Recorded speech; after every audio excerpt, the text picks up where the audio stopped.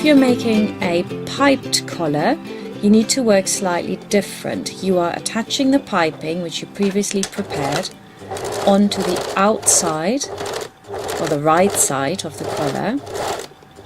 And the trick is here to go so close to the piping that you've got one more millimeter where you could go closer to it. And then you put the contrast on.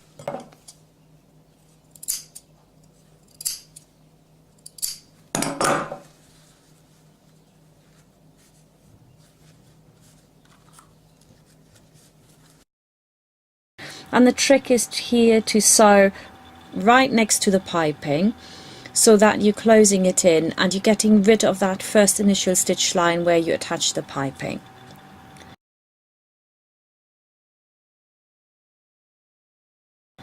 Cut back your seam allowance